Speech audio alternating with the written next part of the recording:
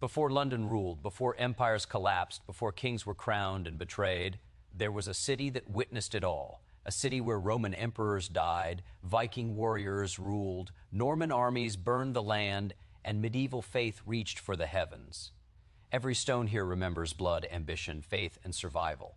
This is not just a story of a city. It is the story of humanity itself, carved into walls that still stand. If these streets could speak, they would tell of glory and terror, of hope and destruction, of civilizations rising and falling. And once you step inside this story, you may never see history the same way again. We'll explain everything in this video, step by step. Don't skip it. In the beginning, there was no crown, no throne, no royal bloodline sanctified by ceremony or law. There was only land, mist, and the slow rhythm of survival. The British Isles were shaped by wind and rain, by forests and stone, by tribes who lived close to the soil and feared the dark. Power belonged not to kings, but to strength, to survival, to those who could lead others through chaos. The monarchy was not born in splendor. It was forged in uncertainty. Long before England existed as a nation, Celtic chieftains ruled scattered kingdoms. Their authority was fragile, bound to loyalty, kinship, and the ability to protect. Then came the Romans, bringing roads, walls, and imperial order. For centuries, Britain became an outpost of Rome, governed not by kings but by distant emperors. When Rome withdrew, the island was left exposed, fractured, and vulnerable. Into that vacuum surged new peoples, Angles, Saxons, and Jutes, warriors from across the sea who carved the land into competing realms. From this chaos emerged the earliest English kings, rulers of Wessex, Mercia, Northumbria. Their reigns were measured in battles, not ceremonies. They fought not for glory, but for survival. Among them rose Alfred the Great, a king who understood that true power was not only in the sword, but in law, education, and unity. Under his vision, the idea of a single England began to take shape, fragile, imperfect, but alive. Yet even as England struggled to define itself, fate prepared another transformation. In 1066, a single battle changed everything. William of Normandy crossed the Channel, defeated King Harold at Hastings, and seized the crown. With him came not just a new king, but a new order. The Norman Conquest reshaped England's language, laws, culture, and monarchy. Castles rose from the earth, symbols of dominance and fear. The crown became heavier, richer, more powerful, but also more distant from the people. As centuries unfolded, the monarchy became a theater of ambition, betrayal, faith, and blood. Kings ruled not only by divine claim, but by force. Thrones were won and lost through rebellion and war. Brothers murdered brothers. Sons overthrew fathers. Power became a dangerous inheritance, and the crown a prize soaked in sacrifice. One of the greatest reckonings came in the struggle between monarchy and liberty. King John, weak and despised, was forced by his barons to seal the Magna Carta in 1215, a document that declared no king was above the law. In that moment, the monarchy changed forever. Authority would no longer flow from God alone, but from law, consent, and accountability. The crown, once absolute, now faced limits. Then came the Plantagenets, warrior kings and complex rulers who expanded England's power beyond its shores. Edward I conquered Wales. Henry V marched into France and claimed victory at Agincourt, turning a muddy battlefield into legend. But greatness often bred destruction. The Wars of the Roses tore the monarchy apart as rival branches of the royal family slaughtered each other for the throne. England bled as its kings fell, one after another, until stability emerged under a new dynasty, the Tudors. The Tudor era reshaped the monarchy more radically than any period before. Henry VIII, driven by obsession, desire, and fear, broke England from the Catholic Church to secure his dynasty. In doing so, he transformed the monarchy into a spiritual authority, placing himself at the head of the Church of England. His reign was marked by execution, excess, and terror. Queens were discarded, ministers destroyed, and loyalty enforced through fear. Yet from his chaos emerged one of the greatest monarchs in British history, Elizabeth I, a woman in a world ruled by men. She forged strength through intellect, restraint, and theatrical power. Her reign brought cultural rebirth, maritime expansion, and national identity. Under her rule, England defeated the Spanish Armada and emerged as a rising global force. She became not just a queen, but a symbol, the living embodiment of England itself. But after the Tudors came the Stuarts, and with them, confrontation. Kings clashed with Parliament, Divine right collided with popular sovereignty. The result was civil war. King Charles I was captured, tried, and executed, an unthinkable act that shattered the illusion of sacred monarchy. For the first time, England became a republic. The crown vanished. The throne stood empty. Yet monarchy, deeply embedded in the nation's soul, refused to die. In 1660, it returned, but it returned transformed. Power would never again be absolute. After the glorious revolution of 1688, Parliament reigned supreme. Kings would rule, but not govern. The British monarchy became constitutional, symbolic, restrained by law. From this balance of tradition and reform rose the British Empire. Under Hanoverian kings and queens, Britain expanded across continents. The monarchy became global, its authority stretching from India to Africa, from the Caribbean to Australia.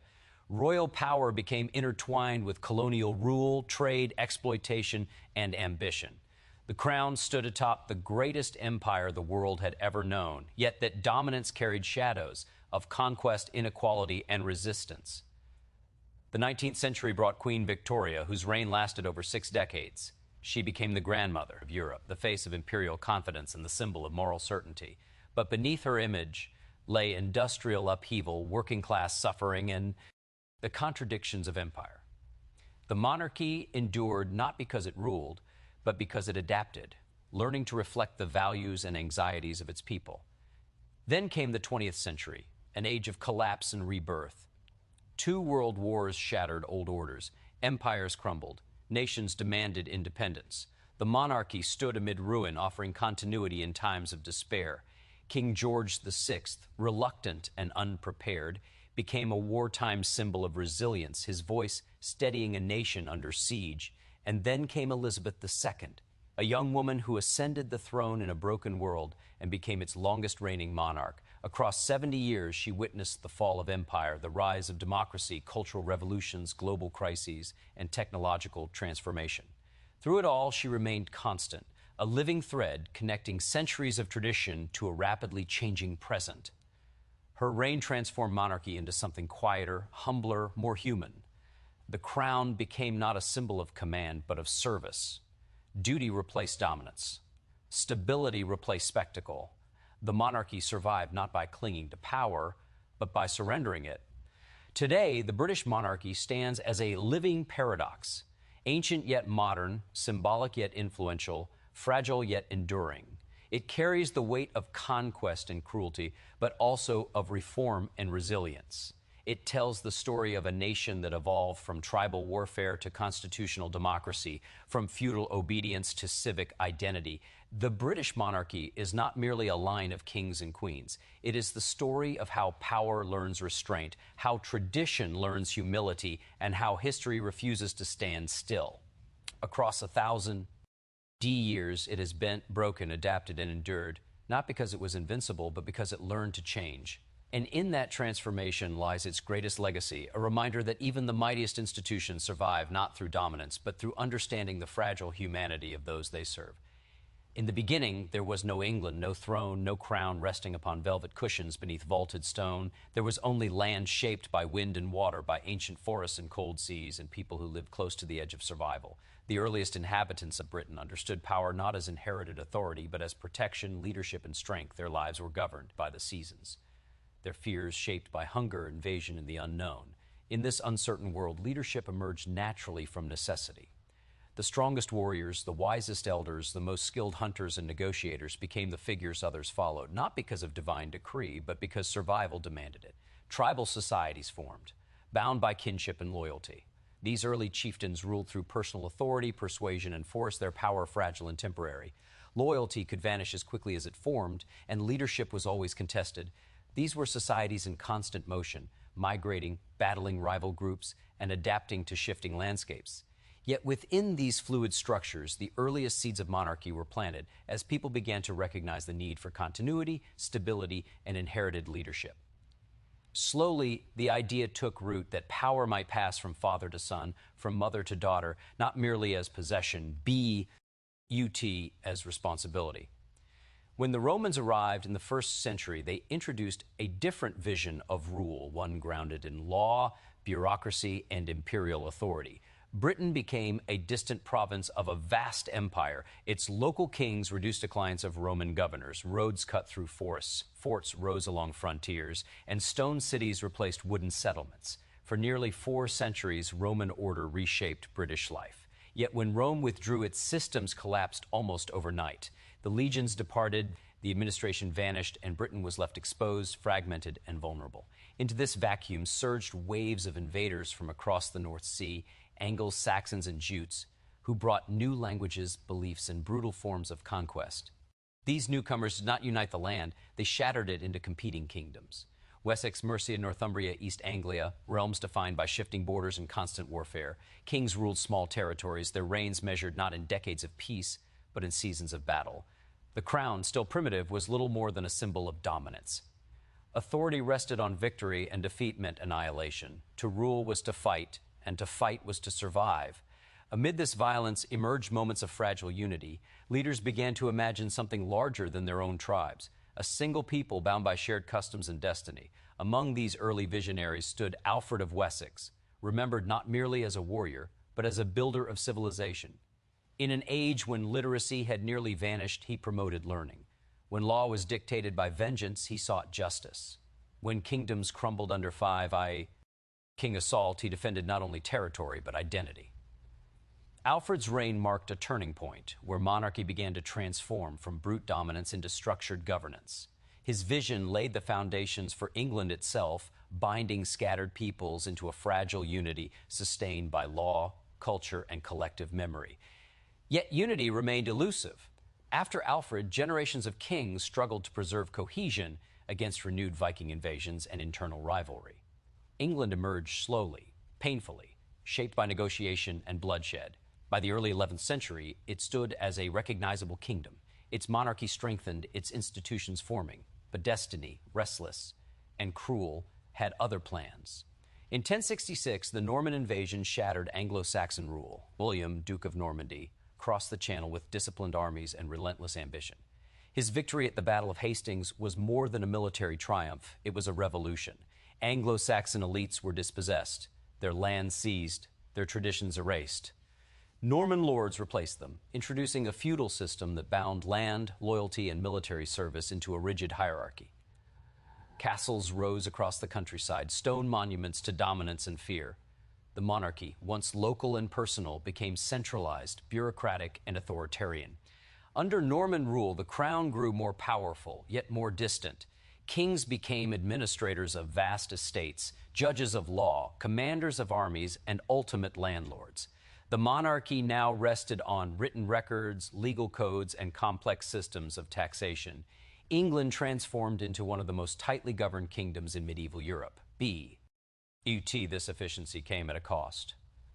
The gap between ruler and subject widened. The crown demanded obedience, tribute, and service, enforcing loyalty through force and intimidation.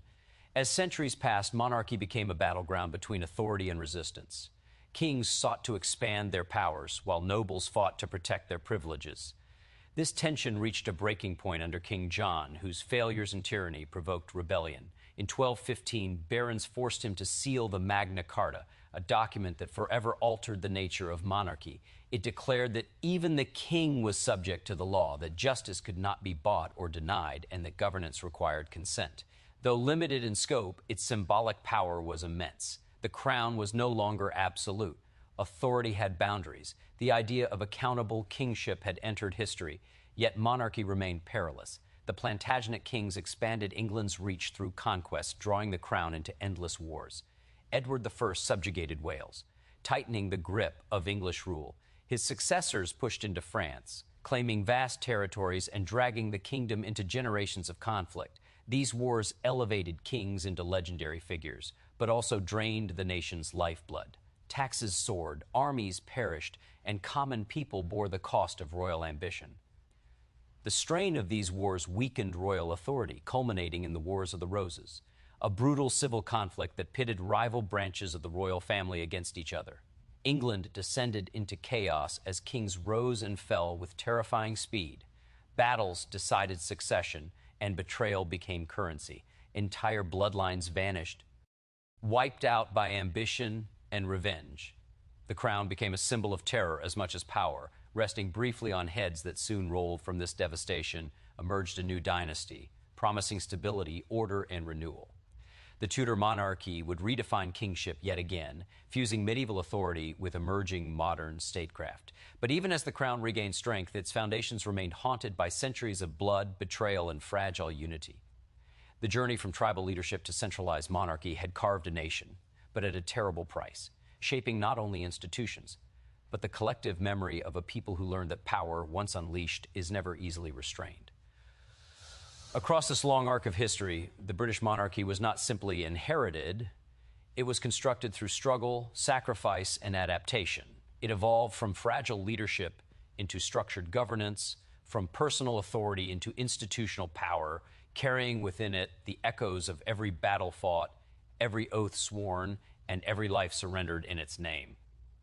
The Norman Conquest did not merely replace one ruling family with another. It shattered the very foundations of English society and rebuilt them in stone, iron, and fear.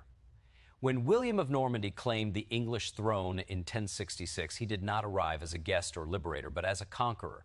His victory at Hastings was swift, brutal, and decisive, but it was only the beginning of a transformation that would echo through centuries. The old Anglo-Saxon nobility was swept aside, their lands seized, their power extinguished. In their place rose Norman lords, loyal to a king who ruled not through tradition but through calculated dominance. Across the countryside, castles began to rise, towering over villages like silent warnings.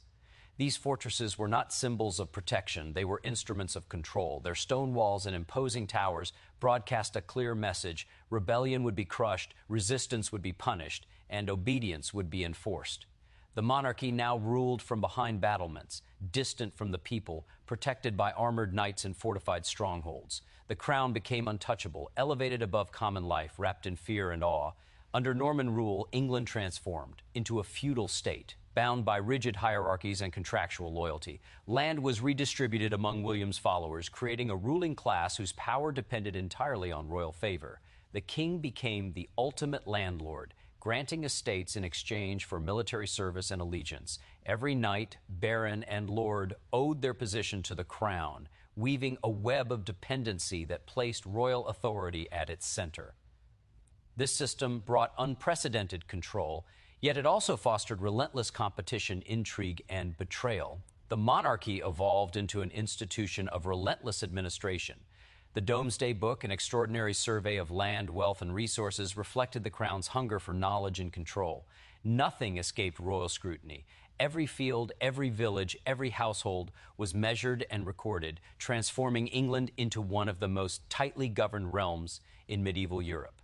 This surveillance of society allowed kings to extract taxes efficiently, fund armies, and maintain dominance, but it also deepened the divide between ruler and led, turning subjects into resources. Yet conquest bred resistance. Beneath the surface of imposed order simmered resentment, defiance, and despair. Rebellions erupted, crushed with merciless force. Entire regions were devastated, their populations starved into submission. Nowhere was this cruelty more evident than in the harrying of the North, where Norman armies ravaged northern England, burning villages, slaughtering livestock, and leaving tens of thousands to perish. This campaign was not merely punitive, it was a calculated act of terror designed to extinguish hope and ensure obedience. The monarchy's authority, once fragile, now rested on trauma and fear. As Norman kings consolidated power, the monarchy grew increasingly complex. Royal courts became centers of governance, justice, and intrigue. Kings balanced warfare with diplomacy, lawmaking with conquest, faith with ambition. They ruled vast territories that stretched beyond England into Normandy, Anjou, and Aquitaine, entangling the crown in continental politics and perpetual war. English kings became European princes, their identities divided between island kingdom and continental empire. This dual existence fueled relentless conflict with France, as competing claims and shifting alliances plunged the monarchy into generations of warfare. These wars reshaped royal authority, glorifying kings as warrior leaders while burdening the nation with crushing taxes and endless conscription. The crown's survival depended on military success, yet each campaign drained the realm's strength, fueling unrest and rebellion at home. The monarchy also faced a growing struggle with the church. an institution whose spiritual authority rivaled royal power. Kings clashed with popes and bishops over appointments, law, and allegiance. The murder of Thomas Becket, Archbishop of Canterbury, at the hands of Henry II's knights, revealed the explosive tension between crown and clergy. Becket's death shocked Christendom, exposing the moral limits of royal authority and forcing the monarchy to confront its own brutality. Though kings retained political dominance, the incident underscored the fragile balance between sacred duty and sovereign ambition. As centuries passed, the monarchy's authority was repeatedly tested by noble resistance. Barons, empowered by land and military might, demanded a voice in governance. Their frustration culminated in the rebellion against King John, whose failures in war and governance weakened the crown. The sealing of the Magna Carta marked a seismic shift, compelling the king to recognize legal limits to his power. Though initially ignored and contested, its principles endured, laying the foundation for constitutional monarchy. The crown was forced to share authority, transforming kingship from absolute rule into negotiated governance. Yet monarchy remained a dangerous inheritance. Succession crises plagued the realm as disputed claims ignited civil war. The Wars of the Roses tore England apart as rival factions slaughtered one another for the throne. Kings were deposed, imprisoned, and executed. Brothers betrayed brothers, mothers lost sons. The monarchy became a revolving door of ambition and bloodshed, destabilizing the nation and eroding public trust. From this devastation emerged a hardened understanding of power. The crown could not rely solely on lineage. It required legitimacy, stability, and public support. Kings and queens learned to cultivate loyalty through spectacle, symbolism, and controlled narrative. Royal ceremonies grew more elaborate, presenting the monarchy as sacred, inevitable, and eternal. Pageantry masked vulnerability, transforming rulers into living icons, larger than life, distant yet omnipresent. The monarchy also learned to wield law as a weapon of control. Courts became instruments of royal will, dispensing justice that reinforced obedience. Treason laws expanded, enabling the crown to silence dissent. Prisons filled, scaffolds rose, and public executions became grim spectacles, warning all who dared challenge authority. Fear, once delivered through invasion, now flowed through institutions and law. Yet beneath this iron grip, society evolved. Trade expanded, towns grew, and a merchant class emerged, challenging the dominance of feudal nobility. Wealth began to rival birth, reshaping power structures. The monarchy, ever adaptive, forged alliances with this rising class, using commerce to fund armies and administration. In doing so, it bound its survival to economic growth, further entrenching its authority. By the dawn of the Tudor era, the monarchy stood transformed. No longer merely a feudal overlord, but a centralized state power commanding loyalty, law, and national identity. The Norman legacy had reshaped England's political soul, forging a monarchy capable of surviving conquest, rebellion, and civil war. It had become an institution built not only on bloodline, but on fear, law, spectacle, and adaptation. Its authority etched into stone castles, written into legal codes, and burned into collective memory. By the time the Tudors rose to power, England was exhausted by decades of civil war, betrayal, and uncertainty. The crown, once a prize fought over by rival houses, had become a fragile symbol of stability.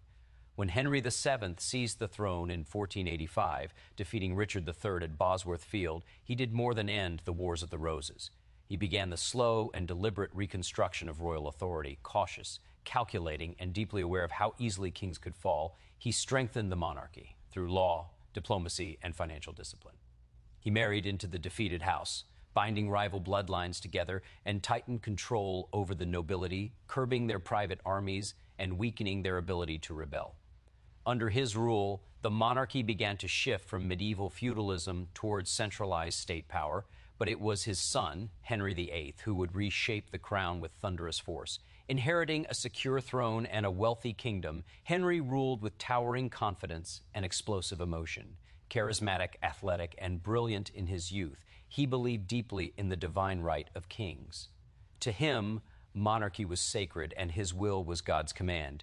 Yet beneath this certainty lay profound insecurity, fear of betrayal, terror of extinction, and obsession with legacy. These anxieties would drive him to transform not only the monarchy, but the religious soul of England. His desperate desire for a male heir led him to defy centuries of Catholic tradition. When the Pope refused to annul his marriage, Henry broke from Rome entirely, declaring himself supreme head of the Church of England. In a single radical act, the monarchy absorbed spiritual authority, merging crown and church into one. This was no mere political maneuver, it was a revolution. Monasteries were dissolved, their vast wealth seized, their lands redistributed to loyal supporters. Ancient religious institutions collapsed, reshaping the nation's economy and belief system. Faith became subject to royal will, and dissent became treason. The consequences were brutal. Thousands were executed for refusing to recognize the king's supremacy. Bishops, scholars, monks, and common believers alike were imprisoned, tortured, and killed. Public loyalty became a matter of survival. The monarchy now ruled not only bodies but consciences, demanding obedience not just in action but in belief. Fear seeped into every corner of life, binding the nation in a web of enforced loyalty. The crown grew stronger, but its strength was built upon terror and blood. Henry's court became a place of glittering splendor and lethal intrigue. Wealth poured into palaces, banquets, and tournaments, projecting royal magnificence. Yet beneath the golden silk lay paranoia. Courtiers rose and fell with terrifying speed. A careless word, a whispered suspicion, a failed alliance could lead to ruin. Even queens were disposable. 6 wives passed through Henry's life, 2 of them beheaded, their deaths echoing across Europe as symbols of royal absolutism. Marriage became a political tool, a desperate quest for dynastic survival, leaving devastation in its wake. Upon Henry's death, the throne passed to his young son, Edward VI, whose brief reign intensified religious reform but ended in fragility. When Edward died, the crown fell to Mary I, a devout Catholic determined to reverse her faith, Ars Revolution. Her reign became synonymous with persecution, as hundreds of Protestants were burned at the stake. Fires lit the streets of England, their smoke carrying screams into the sky. The monarchy once again wielded faith as a weapon, proving how deeply intertwined religion and power had become. Her attempt to restore Catholicism through terror only deepened division, leaving the nation traumatized and bitter. From this crucible emerged Elizabeth I, one of the most remarkable rulers in British history. Ascending the throne amid religious chaos, economic uncertainty, and foreign threat, she navigated danger with unmatched intelligence and restraint. Refusing to marry and surrender her authority, she forged a new model of monarchy, one built on image, symbolism, and calculated ambiguity. She presented herself as the Virgin Queen, wedded not to a man but to her people. Through elaborate ceremony, public appearances, and carefully crafted speeches, she transformed royal presence into a unifying force. Elizabeth stabilized religion through compromise, establishing a Protestant settlement that avoided the extremes of her siblings. Her reign brought cultural flourishing as literature, exploration, and innovation surged. The arts bloomed, giving voice to a nation rediscovering itself. English ships crossed oceans, challenging Spanish dominance, laying the foundations of empire. When the Spanish Armada threatened invasion, Elizabeth stood before her troops, declaring her readiness to live and die among them, a monarch not above her people, but bound to their fate. Victory against Spain elevated her to legendary status, embedding the monarchy within national identity. Yet her reign was not free from shadow. Spies haunted her court. Plots emerged relentlessly, often centered on her cousin, Mary, Queen of Scots, whose existence embodied Catholic resistance. For years, Elizabeth hesitated, torn between mercy and survival. When she finally authorized Mary's execution, the decision haunted her, revealing the emotional cost of sovereignty. To rule was to destroy, to protect the crown was to sacrifice humanity. Under Elizabeth, the monarchy evolved into theater and symbolism, its authority sustained through ritual, language, and image. Royal power no longer relied solely on fear, but on emotional connection, national pride, and shared destiny. The crown became the heart of English identity, uniting a fragmented nation under a single narrative of purpose and greatness. By the end of the Tudor era, monarchy had undergone profound transformation. The crown was no longer merely feudal dominance or religious tyranny. It had become a complex institution balancing power, persuasion, fear, and inspiration.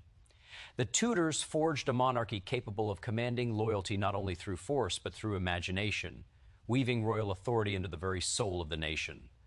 The death of Elizabeth I in 1603 ended the Tudor dynasty, and ushered in a new and uncertain era. The crown passed to James VI of Scotland, who became James I of England, uniting the two kingdoms under a single monarch. He arrived with grand ideas of absolute authority, convinced that kings were chosen by God and accountable to no earthly institution. This belief in divine right shaped his reign, placing him on a collision course with a parliament increasingly conscious of its own power. England stood at the edge of transformation, caught between medieval obedience and modern political awakening. James sought harmony, but his insistence on royal supremacy sowed resentment. Parliament challenged his financial demands, his foreign policies, and his religious decisions. Beneath these conflicts lay a deeper struggle: who truly ruled the nation? Was it the monarch by divine command, or the people through their representatives? The question festered unresolved until it erupted under his son, Charles I. Charles inherited not only a crown, but a crisis. Reserved, deeply religious, and unyielding, he believed compromise to be weakness. He dismissed Parliament repeatedly, ruling alone for 11 years, funding his government through unpopular taxes and coercive measures. His policies alienated Puritans, merchants, and nobles alike. Religious reforms angered Protestant factions, while attempts to impose Anglican practices in Scotland ignited rebellion. Across the kingdom, distrust grew, sharpening into hostility. By 1642, political tension exploded into civil war. Families were torn apart as neighbors took up arms against one another. Royalists rallied behind the king, while parliamentarians fought for constitutional limits. England descended into chaos, its fields soaked in blood, its cities battered by siege. The conflict was not merely political, it was ideological, a battle for the nation's soul. At its heart stood the monarchy itself, once unquestioned, now fiercely contested. The war ended in catastrophe for the crown. Charles I was captured, tried for treason, and executed in 1649. His death stunned Europe. Never before had a reigning monarch been publicly beheaded by his own subjects. The execution shattered the sacred aura of kingship, proving that even a king could be held accountable. The monarchy was abolished, and England became a republic under Oliver Cromwell. For 11 years, the crown vanished, replaced by military rule, moral rigidity, and authoritarian governance. Yet the absence of monarchy revealed its deep cultural roots. Without it, the nation felt unmoored, longing for stability, continuity, and familiar order. In 1660, the monarchy was restored. Charles II returned from exile to a jubilant nation, eager to forget years of repression. His reign ushered in celebration, tolerance, and artistic revival.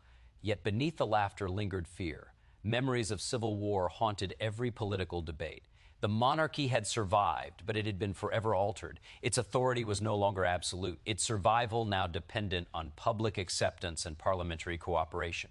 These tensions resurfaced dramatically under James II, whose Catholic faith and autocratic instincts reignited national anxiety.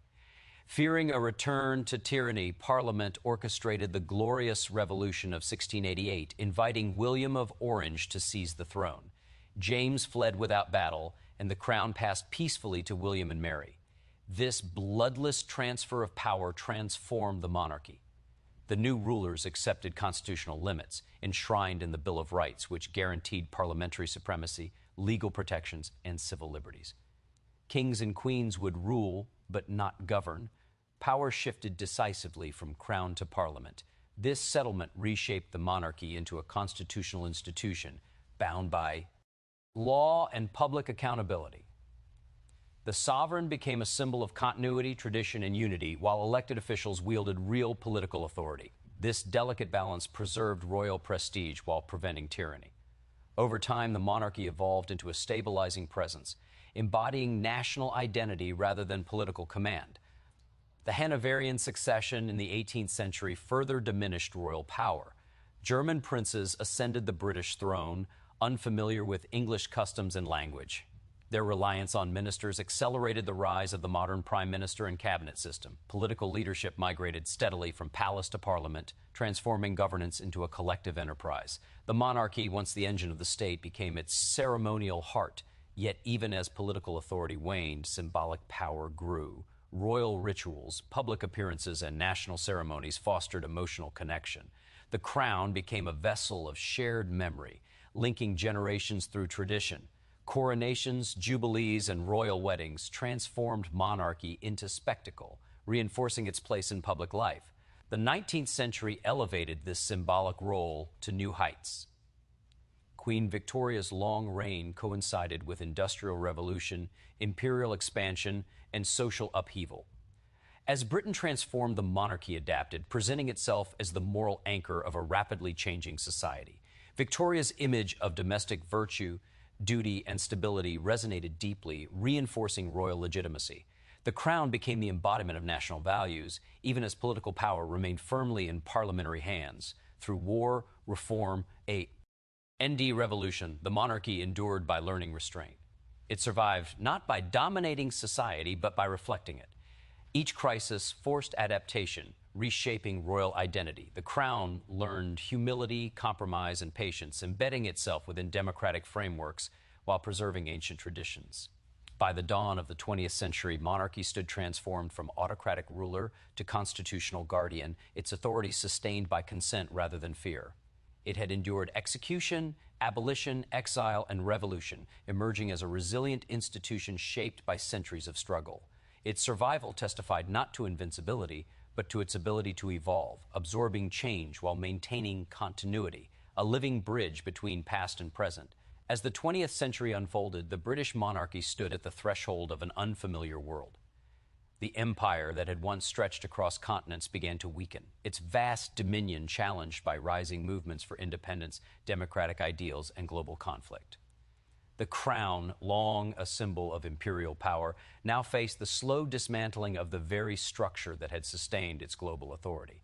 Yet in this era of collapse, the monarchy would discover a new role, one rooted not in command, but in endurance, service, and emotional connection.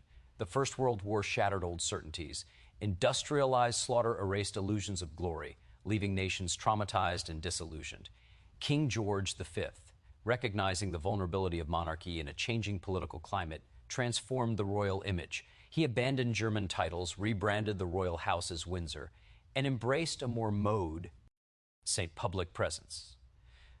The crown aligned itself with the suffering of ordinary citizens, visiting wounded soldiers, supporting war charities, and projecting solidarity. In doing so, monarchy shed its distant grandeur and stepped closer to the people it represented. Between wars, political upheaval swept across Europe, toppling ancient dynasties and replacing them with republics. Monarchies fell in Russia, Germany, Austria, and beyond.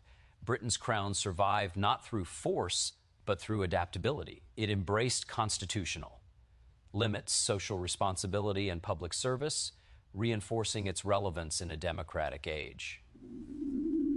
The abdication crisis of 1936 tested this fragile balance. When Edward VIII renounced the throne to marry a divorced American woman, the monarchy confronted the tension between personal desire and public duty. His departure underscored a central truth.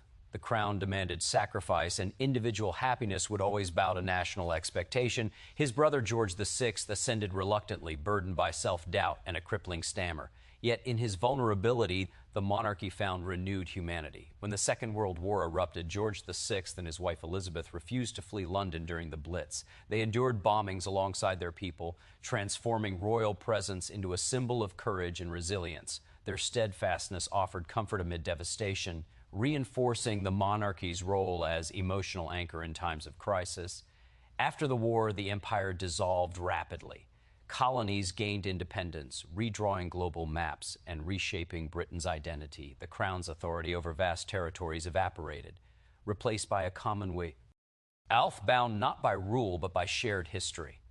This transformation redefined monarchy's global role, shifting from imperial command to symbolic unity. The sovereign became head of a voluntary association of nations, representing continuity rather than control. In 1952, a young woman ascended the throne, destined to become the longest reigning monarch in British history. Elizabeth II inherited a world transformed by war, decolonization, and technological acceleration. Her reign spanned seismic cultural shifts, from the rise of television to the digital revolution. From the outset, she committed herself wholly to duty, declaring her life devoted to service. This vow shaped a reign marked by restraint, discipline, and emotional distance. Yet beneath the formality lay profound dedication. Elizabeth's monarchy thrived on stability. While governments rose and fell, she remained constant. offering continuity amid relentless change. She met countless world leaders, witnessed the Cold War, the collapse of the Soviet Union, the rise of globalization, and the digital age. Through it all, she maintained neutrality, preserving the monarchy's political independence while embodying national identity. Her weekly meetings with prime ministers became a ritual of quiet influence, rooted in experience and discretion. Yet the modern era exposed the monarchy to unprecedented scrutiny. The growth of mass media transformed royal lives into public spectacle. Private struggles unfolded before global audiences, eroding the mystique that once protected the crown. The breakdown of royal marriages, particularly that of Prince Charles and Diana, Princess of Wales, revealed deep fractures. Diana's warmth, vulnerability, and humanitarian compassion captivated the public, while her estrangement from royal tradition exposed generational divides within the institution. Her tragic death in 1997 triggered an emotional crisis. Public grief surged, and criticism of the monarchy's reserved response mounted. For a moment, the crown appeared dangerously out of step with national sentiment. Yet the Queen adapted, addressing the nation directly, acknowledging collective sorrow and reshaping royal protocol to reflect emotional openness. This moment marked a turning point, forcing the monarchy to embrace transparency, empathy, and accessibility in an age of relentless public exposure. As the 21st century advanced, the monarchy continued to navigate shifting cultural landscapes. Social values evolved, expectations changed, and traditions were questioned. The crown responded through cautious modernization. Royal weddings reflected multicultural Britain, charitable initiatives expanded, and engagement with youth intensified. The monarchy sought relevance not through authority, but through service, philanthropy, and shared experience. The death of Elizabeth II in 2022 ended an era. Her 70-year reign became a living bridge across generations, linking post-war austerity to digital modernity. The global outpouring of grief reflected her symbolic stature, not as ruler, but as constant presence.